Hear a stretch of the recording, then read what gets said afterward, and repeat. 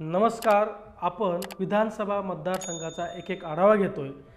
त्यातला आजचा मतदारसंघ आहे महाराष्ट्रातील दिंडोरी विधानसभा मतदारसंघ. त्या मतदारसंघातील निवडणूक समीकरण समजून घेण्यासाठी येथील अनुसूचित जाती आणि अनुसूचित जमातीच्या लोकांची एकूण लोकसंख्या किती आहे हे बघणं फार महत्त्वाचं आहे. यावेळी या ठिकाणून कोणता पक्ष जिंकू शकतो, या विधानसभेत कोणत्या पक्षाने कोण उमेदवार दिला आहे आणि कोणत्या पक्षाचा उमेदवार हा बंडखोरी करतोय हे देखील आपण या व्हिडिओमधून बघू. त्याआधी तुम्ही जर आपल्या रोकठोक मराठी या यूट्यूब चॅनलला सबस्क्राईब केलं नसेल तर आता लगेच सबस्क्राईब करा. चॅनलचे इतर व्हिडिओ देखील बघा, ते लाईक करा आणि जे बेल आयकॉन दिसतंय ते प्रेस करा. त्यामुळे येणारे पुढचे सर्व व्हिडिओ तुमच्यापर्यंत सर्वात आधी येतील. प्रेक्षकांनो, नाशिक जिल्ह्यातील विधानसभा मतदारसंघांपैकी महत्त्वाचा मानला जाणारा एक मतदारसंघ तो म्हणजे दिंडोरी विधानसभा मतदारसंघ. दिंडोरी पेठ विधानसभा हा मतदारसंघ आदिवासी आणि शेतकरी बहुल मतदारसंघ आहे. या मतदारसंघात प्रामुख्याने द्राक्ष आणि कांदे बागायतदार शेतकरी, आदिवासी छोटे शेतकरी आणि आदिवासी शेतमजूर असे एकूण या मतदारसंघातली लोकसंख्या आहे. अनुसूचित जाती आणि जमातीचे लोक या ठिकाणी राहतात. विधानसभा मतदारसंघाअंतर्गत खूप जास्त लोकसंख्या ही त्या जमातींची येते. ही जागा अनुसूचित जमातीसाठी राखीव आहे. येथे अनुसूचित जाती आणि अनुसूचित जमातीच्या मतदारांची संख्या 70% जास्त आहे. त्यांची संख्या सुमारे 2,16,000च्या पुढे आहे. दिंडोरी विधानसभा मतदारसंघात आजपर्यंत कोणत्या पक्षाचं वर्चस्व राहिलं आहे ते आपण आता पुढे बघू. महाराष्ट्रातील दिंडोरी विधानसभा मतदारसंघ महाराष्ट्राच्या निवडणुकीच्या दृष्टिकोनातून अत्यंत महत्त्वाचा मानला जातो. येथे बहुतांश काळ काँग्रेस आणि राष्ट्रवादी काँग्रेस या दोन पक्षांचं वर्चस्व राहिलेलं आहे. अशा परिस्थितीत यावेळी ही जागा महायुतीकडून राष्ट्रवादी काँग्रेस अजित पवार पक्षाला सुटेल हे निश्चित होते. कारण अजित पवार यांनी बंड केले त्यावेळेस दिंडोरीचे जे तत्कालीन स्टँडिंग आमदार होते ते नरहरी झिरवळ हे अजित पवार यांच्यासोबत गेले होते. त्यामुळं अजित पवार यांच्या पक्षाचं पारडं महायुतीमध्ये या दिंडोरी विधानसभा मतदारसंघात जड होतं. त्यानंतर महायुतीला हा मतदारसंघ अजित पवार गटाला सोडण्याशिवाय पर्याय नव्हता. तर उरलेले पक्ष म्हणजे महाविकास आघाडी, त्यात काँग्रेस, राष्ट्रवादी काँग्रेस, शरद पवार आणि शिवसेना. महाविकास आघाडीवरून या मतदारसंघात कोणत्या पक्षाला उमेदवारी मिळते हे बघणं आश्चर्याचं होतं. त्यात हा मतदारसंघ महाविकास आघाडीतून फक्त 2च पक्षांना मिळू शकतो अशी दाट शक्यता होती. ते 2 पक्ष म्हणजे शिवसेना उद्धव बाळासाहेब ठाकरे आणि राष्ट्रवादी काँग्रेस शरद पवार हे 2 पक्ष. शिवसेनेचा या मतदारसंघात एक आमदार धनराज महाले यांच्या रूपाने होऊन गेला आहे.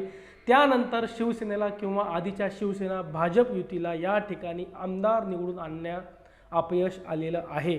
दुसरीकडे नरहरी झिरवाळ हे तेथील स्टँडिंग आमदार होते, परंतु ते अजित पवार गटात गेल्यामुळे राष्ट्रवादीची ताकद कमी झाली असं वाटणाऱ्या लोकांना शरद पवार यांच्या राष्ट्रवादी काँग्रेस पक्षाने एक धक्का दिला आहे. आणि दिंडोरी विधानसभा मतदारसंघातील एक महत्त्वाचे नेते रामदास चारोस्कर यांना NCP शरद पवार यांच्या पत्नी सुनीता चारोस्कर यांना NCP शरद पवार गटाने तिकीट देऊन एक मोठं आव्हान हे नरहरी झिरवळ यांच्यासमोर उभं केलं आहे. जर दिंडोरी विधानसभा मतदारसंघात राष्ट्रवादीचा स्टँडिंग आमदार हा अजित पवार गटात गेला, त्यामुळे कदाचित शिवसेना किंवा काँग्रेस पक्षाने उमेदवार दिला असता तर काही प्रमाणात नाराज झालेली लोक यांनी झिरवळ यांच्या विरोधात मतदान केलं असतं. पण आता शरद पवार गटाने या ठिकाणी उमेदवार दिल्यामुळे दिंडोरी विधानसभा मतदारसंघातील ही लढत अतिशय चुरशीची होईल असे एकंदरीत वातावरण या ठिकाणी आहे. आता दिंडोरी विधानसभा मतदारसंघात नॉर्मली शरद पवार पक्षाचा उमेदवार आहे, त्यामुळे झिरवळ यांना कठीण जाईल. हा मतदारसंघ 1999 पासून ते 2019 पर्यंत राष्ट्रवादी काँग्रेस पक्षाच्या ताब्यात होता. फक्त 2014, 2009 ते 2014 या पंचवार्षिक निवडणुकीत काही थोड्या फरकांनी हा मतदारसंघ शिवसेनेकडे गेला होता. 2009 सालच्या विधानसभा निवडणुकीत धनराज महाले यांना 68,569 मतदान मिळालं होतं.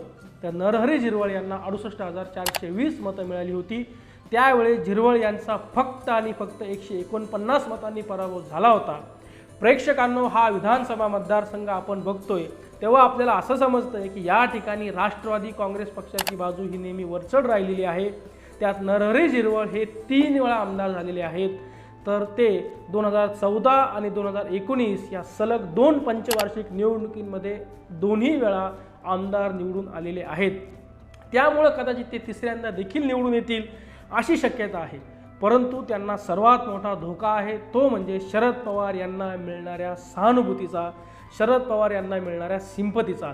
गद्दारी केली म्हणून अजित पवार यांच्यावरती लोक नाराज आहेत, त्या सहानुभूतीचा फायदा हा शरद पवार यांच्या पक्षाच्या उमेदवाराला होईल आणि त्याचा फटका जर या निवडणुकीत नरहरी झिरवळ यांना बसला तर नरहरी झिरवळ यांचा दिंडोरी विधानसभा मतदारसंघातून पराभव होऊ शकतो आणि ते त्यांची हॅट्रिक चुकवू शकतात, कारण ते ऑलरेडी सलग 2 वेळा इथून आमदार निवडून आलेले आहेत।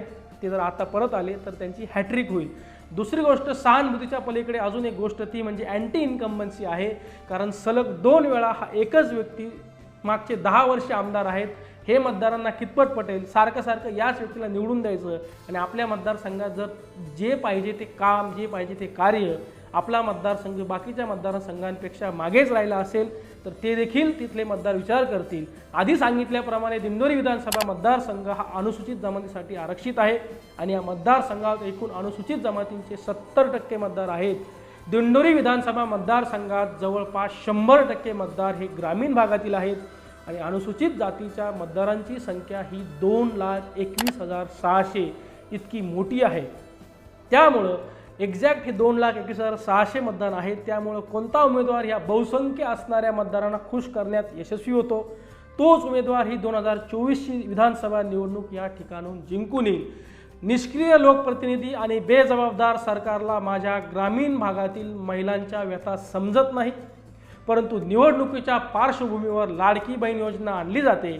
आधी महिलांना सुरक्षित करा, आधी महिलांना सक्षम करा आणि मग लाडकी बहीण योजना राबवा।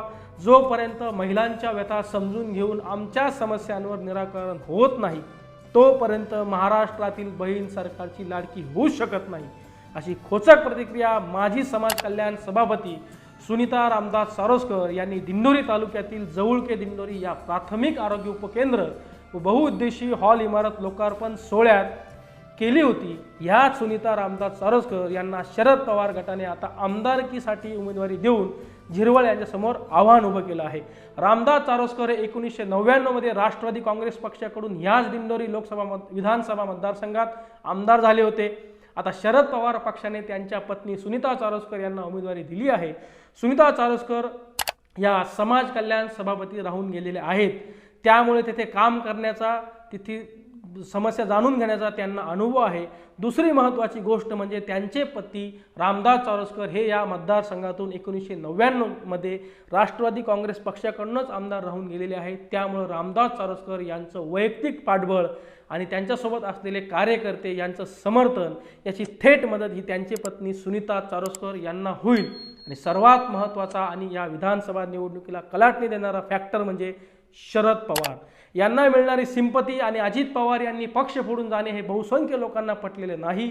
त्यामुळे शरद पवार गटाला मिळणारी सहानुभूती या मतदारसंघात कदाचित नरहरी झिरवळ यांची विजयाची हॅट्रिक रोखू शकतो। यांचा विजयाचा जो हॅट्रिकचा रथ आहे तो सुनीता सारोस्कर यांच्या रूपाने रोखला जाऊ शकतो आणि नवख्या उमेदवार सुनीता सारोस्कर यांना लोक मतदान करून आमदार म्हणून निवडून आणू शकतात। धनराज महाले हे शिवसेना उद्धव बाळासाहेब ठाकरे गटातील इच्छुक उमेदवार होते, परंतु ही जागा तुम्हाला आता सर्वांना माहीत असले त्याप्रमाणे राष्ट्रवादी काँग्रेस शरद पवार गटाला असल्यामुळं त्यांना या ठिकाणी उमेदवारी मिळालेली नाही। त्यामुळे ते बंडखोरी करून अपक्ष उमेदवार म्हणून निवडणूक लढू शकतात। आता धनराज महाले यांना मिळणारी मतं देखील जास्त आहेत। मागच्या एका निवडणुकीत त्यांना 55,000, 2009 मध्ये त्यांना 68,000 एवढी मते मिळाली आहेत। त्यामुळे आता धनराज महाले हे महाविकास आघाडीच्या कोट्यातील मते खातात आणि त्यांचा बंडखोरीचा फायदा हा नरहरी झिरवळ यांना होतो की लोक किंवा तिथले उमेदवार हे त्यांना मतदान न करता फक्त आणि फक्त महायुती विरुद्ध महाविकास आघाडी अशीच निवडणूक करायचं ठरवतात। हे येणाऱ्या दिवसांमध्ये आपल्याला समजेल। या मतदारसंघात राष्ट्रवादी काँग्रेस शरद पवार गट या पक्षाच्या उमेदवाराचं पारडं सद्य परिस्थितीनुसार तरी जड दिसतंय। त्यामुळे नरहरी झिरवळ यांना प्रचार करताना यांना येणाऱ्या एका महिन्याभराचे जेवढे दिवस बाकी आहेत तो प्रचार करताना आम्ही काय कार्य केलं, आम्ही काय काम केलं हे बघा। पक्ष फोडून अजित पवारांसोबत गेलो कारण आपल्या मतदारसंघाचं काम कसं होईल हे माझ्या विचारत होतं, असं मतदारांना पटवून द्यावं लागेल तर आणि तरच नरहरी झिरवळ यांना हा विजय सोपा होईल। नाहीतर शरद पवार गटाला सहानुभूती आणि एक महिला उमेदवार तिथून आमदार होतोय म्हणून लोक त्याकडे वळू शकतात आणि त्यांना निवडून देऊ शकतात. प्रेक्षकांनो, ह्या व्हिडिओमध्ये इथेच थांबू. तुमच्यामध्ये तुम्हाला काय वाटतंय, दिंडोरी विधानसभा मतदारसंघात कोणता उमेदवार विजयी होईल, नरहरी झिरवळ की सुनीता चारसकर, हे नक्की आम्हाला कमेंट बॉक्समध्ये येऊन आमच्या चॅनलला कमेंट बॉक्समध्ये येऊन आम्हाला कळवा. आमच्या रोकठोक मराठी या यूट्यूब चॅनलला सबस्क्राईब करा, सोबतच चॅनलचे व्हिडिओ लाईक करा आणि जे बेल आयकॉन दिसतंय ते प्रेस करा. त्यामुळे येणारे नवीन व्हिडिओ तुमच्यापर्यंत सर्वात आधी येतील.